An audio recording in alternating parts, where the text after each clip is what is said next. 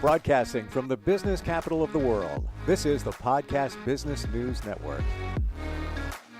Welcome back, everyone. If you or maybe somebody you know leads a team, maybe you own a business, there's lots of things that you could be or should be doing to be a more effective leader and get more productivity out of that business. One of those things is well-being, a sense of well-being. And there's actually a number of things that come under that category that can help you facilitate that. Well, actually, she can help you do that because she's an emotional intelligence and leadership coach.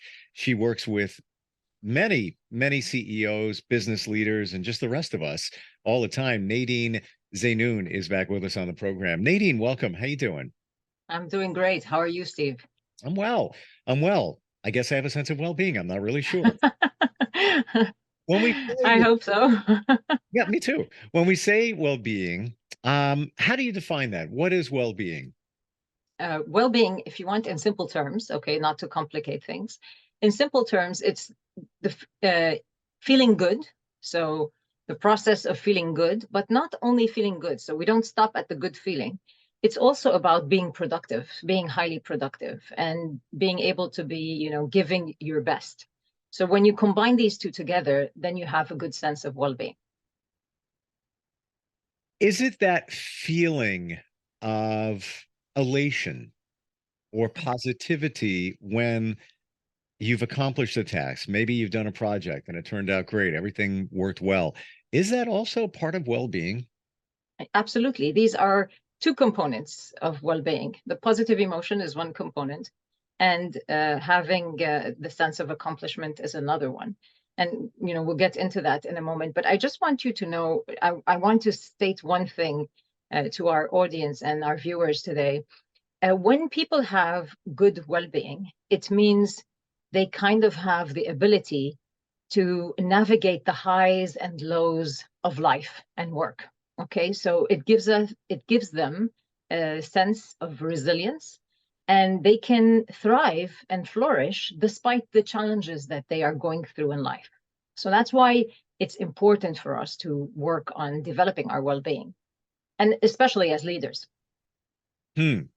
Especially as leaders, because you've got a lot of responsibility in you have other people that are taking your cue. So if you're navigating those waters and your ship is taking on water, not a good thing. You need to have a great sense of well-being. What's the starting point, Nadine? Now, the first thing I want you to know is the impact of well-being on it's not only on our life, okay? So it's also on the way we work and the way we perform. So research shows that, people who have good well-being, they're much more engaged at work, okay? They're more productive, they have more job satisfaction, and they tend to leave their jobs, they're less likely to leave their jobs. So if I'm a leader, surely not only would I want to manage my own well-being, I would want to develop the well-being capabilities of my team, because they're going to be much more productive and they're going to give me better results when they have good well-being. So this is one point I would like to highlight and make clear to everyone who's watching us.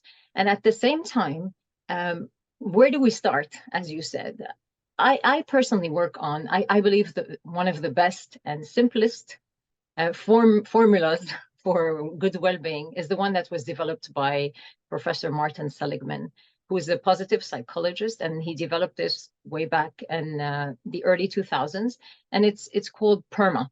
Okay, so PERMA, it's 5 letters, and what does it stand for? The P stands for positive emotion. So the more we're able to generate positive emotion in our life and in our team, the more people will have good well-being. Okay, and why is that? It's not just because I feel good. Now, Dr. Barbara Fredrickson did a lot of research around this, and she showed that positive emotion, she calls it the broad and build theory. So it broadens our mind. So it allows our brain to look at things in a very broad way. So we see things that we don't see when we are in negative emotion. And it allows us to take more risks. It allows us to be more open to new experiences, to challenges. And of course, when you are more open to these things, you will develop yourselves and you will grow. So, and then when you grow and you grow your skills, then, this gives you more positive emotion, and then, the wheel goes on. So that's why it's This very is important. Sorry. the clarity is great here, because what you're talking about, when you have that positive emotion, you're seeing the big picture. You're seeing Absolutely. everything, as opposed to a lot of times if you're dealing in negativity, you close it down, you focus on a couple of things that you perceive to be bad because you're just in a negative mood, instead of seeing all of this out here that's going on, that, the world is in front of you. You can harness the power of it, control it the way you want to, go in the direction you want. But if you're not in that frame of mind, or don't have the right sense of well-being, now you're just looking at these things here, and obviously not in a good place and not being productive. Absolutely, absolutely. I mean, there is a time where you need to be in negative emotion, like during times of danger. You really need to narrow your focus there and just look at, how am I going to survive? Okay, what are the steps that are essential for survival? I'm big on But analogies. I want to jump in because yeah, please. this is what I'm seeing. Back in the old days of the Westerns, Mhm. when they were under attack, they would just take all the covered wagons and put them in a circle, and it's like hunker down, just what you're saying. And now we're only focused on this one thing. No predators or those trying to steal or whatever come in. I'm talking, just an Yeah. emergency here. But so I see what you're saying. Sometimes you need to hunker down, if you will, when the conditions permit. But that's you shouldn't be doing that all the time. Exactly, exactly. And the more positive, of course, let's be realistic. We're not going to be in positive emotion all our life. Okay, so this is not realistic. Okay, that's if we do that, there's something wrong. Okay, so it's about being able to put yourself back into a positive emotion when you are going through a tough time, or when you are going through a challenge.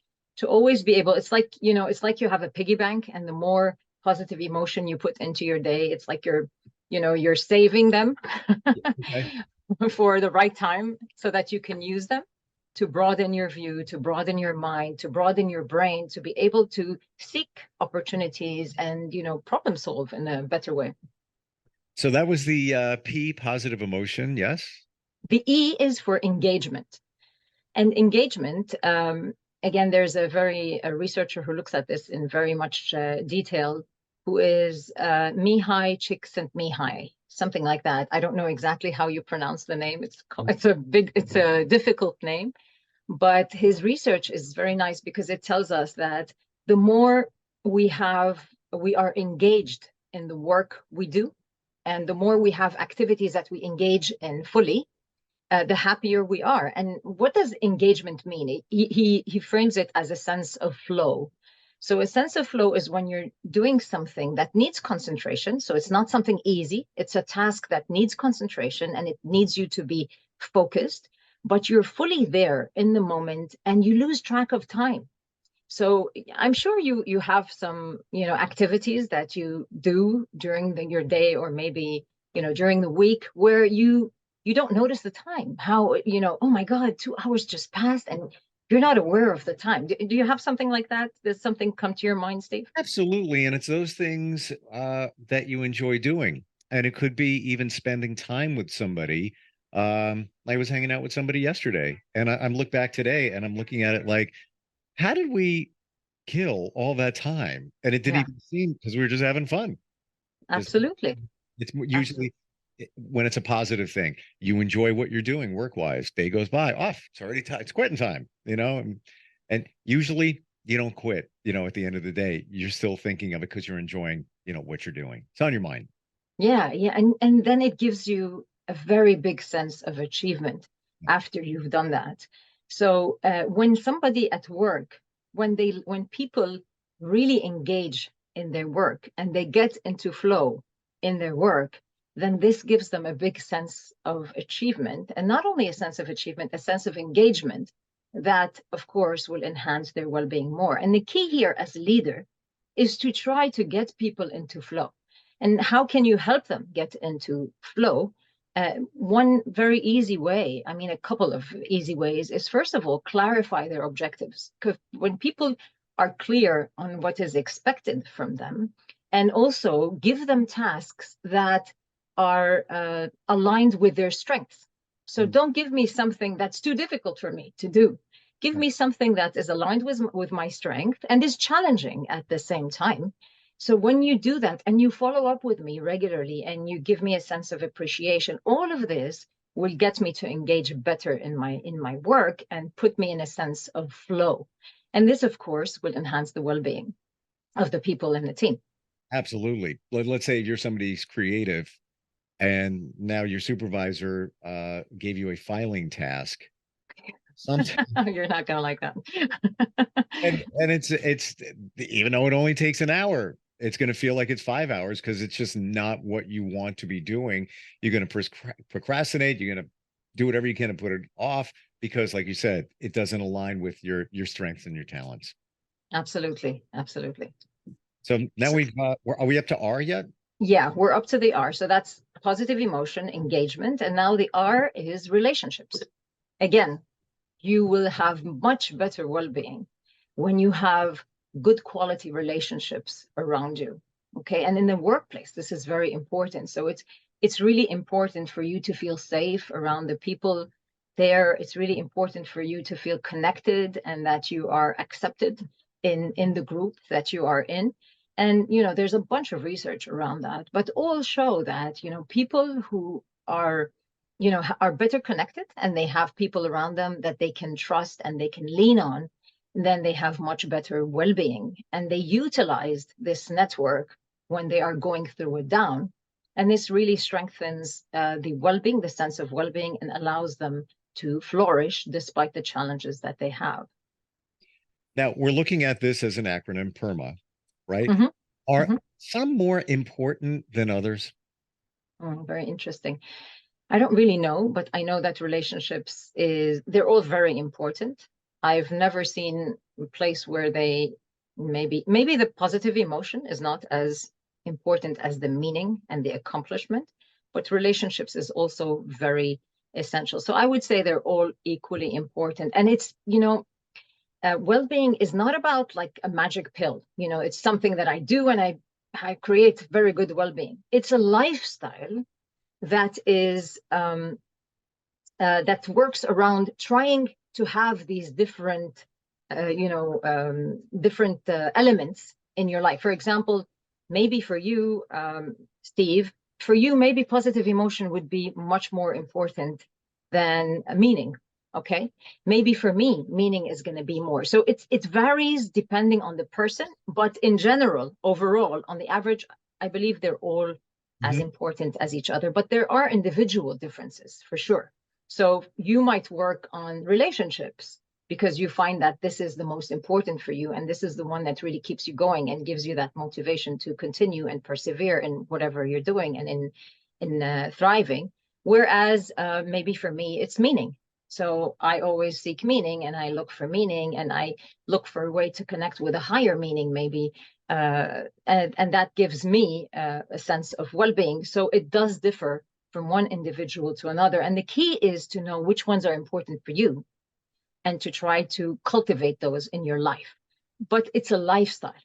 Okay, so I can't just do one, go do an act of kindness and say, okay, this is going to give me meaning, or it's going to give me positive emotion and I'm going to have better well-being. No, it's about having the discipline to carry out these small tasks that create these feelings and engagement and relate on a daily basis in your life. So relationships, I think we would agree, important. How do you, and you use the word cultivate before, how do we cultivate our relationships? We want to, have that sense of well-being. PERMA is important. What do we do to, on a regular basis? Is it reach out as much as you can? If you haven't heard from somebody, send them a quick text, email. What are your thoughts?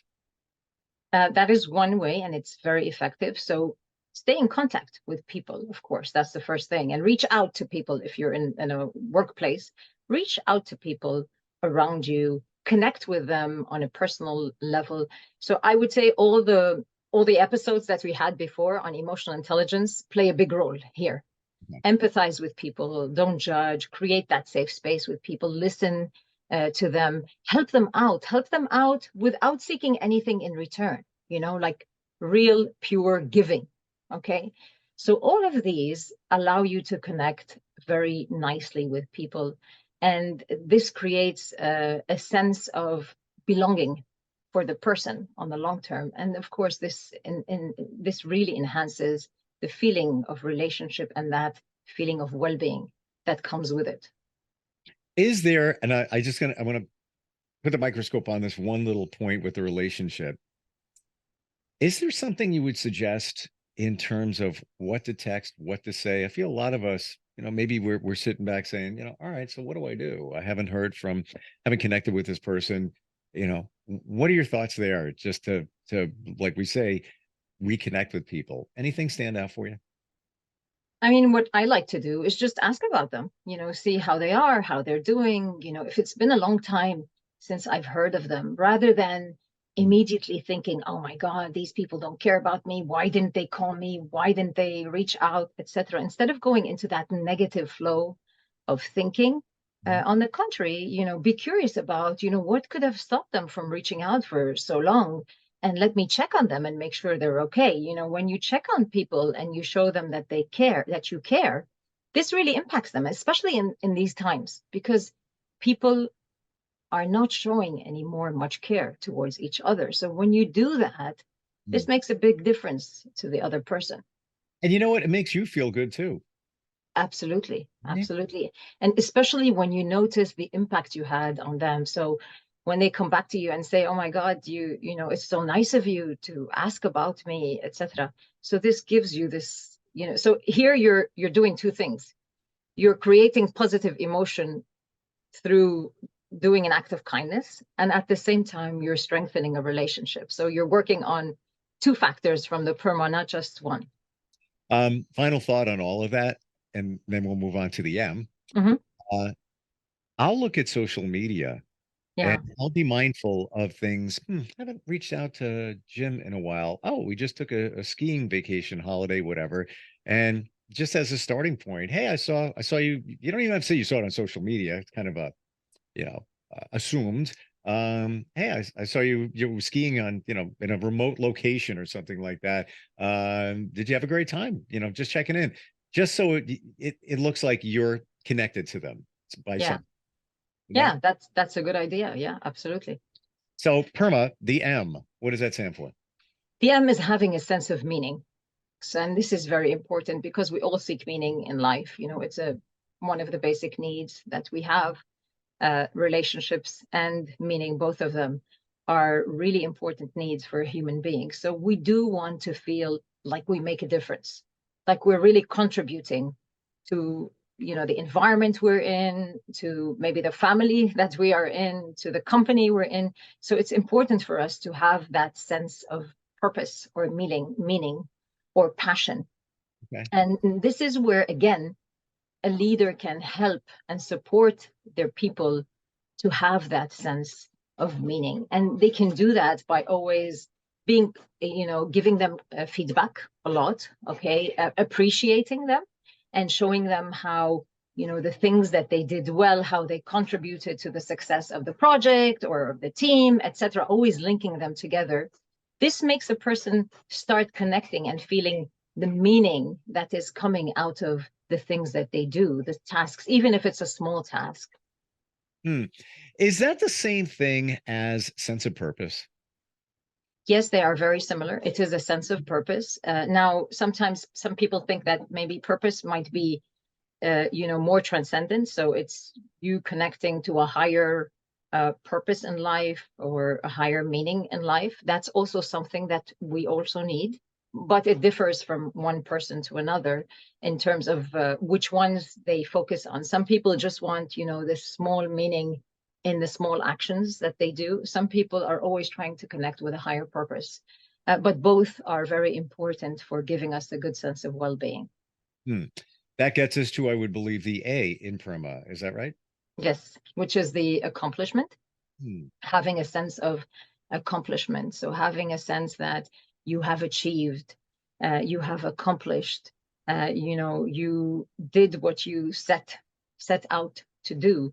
And here, what helps a lot is those who have a positive, a growth mindset. Sorry, not a positive, a growth mindset. I don't know if you are aware of Carol Dweck, who is a professor at Stanford. She talks a lot about having a growth mindset versus having a fixed mindset. So a growth mindset is when people believe that you can grow, you can develop, your brain will grow new skills if you set your mind to it, if you practice, if you try, if you put the discipline of working hard to achieve that. Whereas people with a fixed mindset think, I'm born like this, I can't develop myself, etc. So when people develop a growth mindset, this also helps them to develop a lot of accomplishments, or to accomplish a lot of things in life, because the way they look at their mindset is, they set challenges for themselves, they prioritize developing the skills needed to get that challenge. They don't give up when a mistake happens or when failure comes their way. They take that as a learning and keep on going. All of this growth mindset is very important to develop if you really want a good sense of accomplishment. They go together. And this is really important for a leader to have, and also to encourage in the team, in his team or her team. How do you adopt the growth mindset? Is it just belief that you can, or having the faith that you can improve or move forward? Surely that's one of the things, because usually people who have a growth mindset, they do feel that they can, and believing that we're not fixed. Hard work brings results. And also, I guess, trying to do that, putting yourself in a discipline where you try to do that, and then you observe how things are happening, and you are growing and you are developing as you are putting more effort into it and more focus. And also, when a mistake happens, when you make a mistake, not to beat yourself over that mistake, but rather look at the mistake as a learning opportunity, and really grow from that. So ask yourself, okay, so what is that mistake telling me? Mhm. Where's the potential to grow? Where's that gift that lies in this mistake? And this is something very essential for the leader to do with their employees. So if an employee, a lot of leaders say, oh yeah, I know mistakes are, growth for us, etc. They say that, but they don't do it.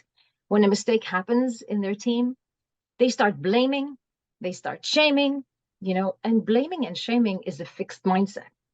That's not a growth mindset. So a leader needs to be aware, are they really living these quote unquote beliefs that they want? And that's how they develop that growth mindset around them. Mistakes and failure is a big thing around developing that growth mindset, because it's very easy for us to fall into that trap of, I'm nothing, I'm useless, this will never happen, I cannot do that. It's very easy for us to fall into that trap and start blaming others or blaming ourselves, etc. So a mature leader is aware of that, and they don't go into that aisle or that track of blaming. They stay focused. They allow the person to take this as a gift or as an opportunity to learn, and then they set the next steps.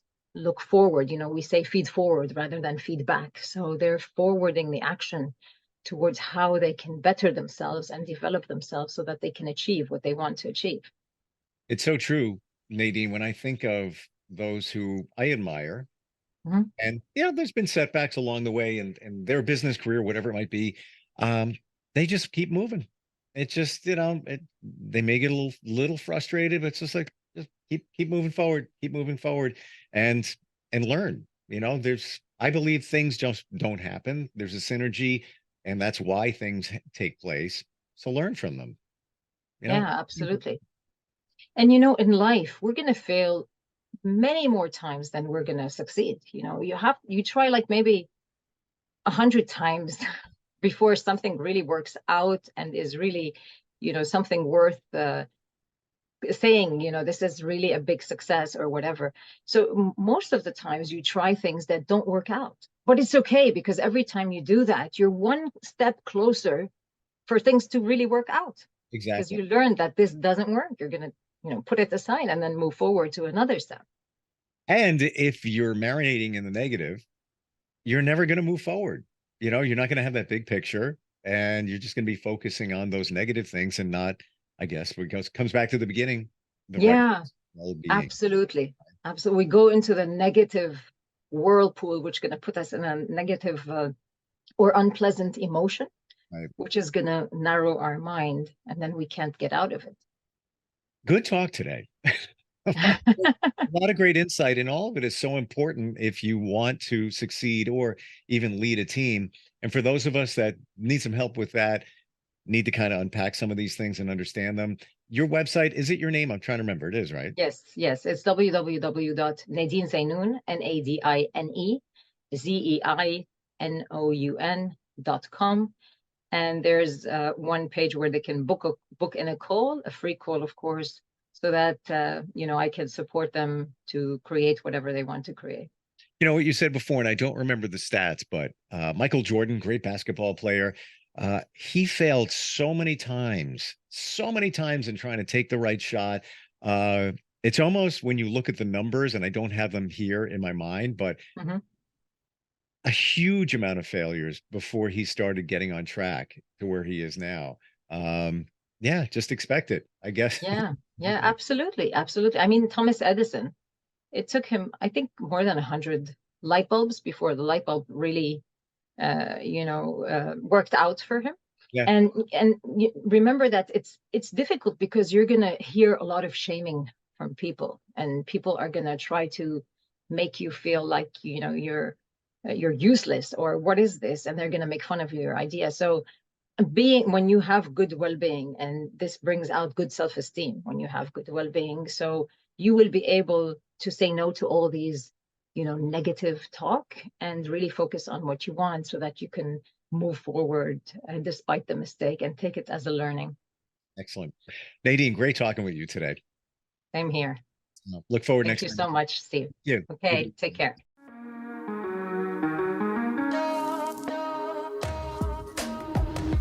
Broadcasting from the business capital of the world, this is the Podcast Business News Network.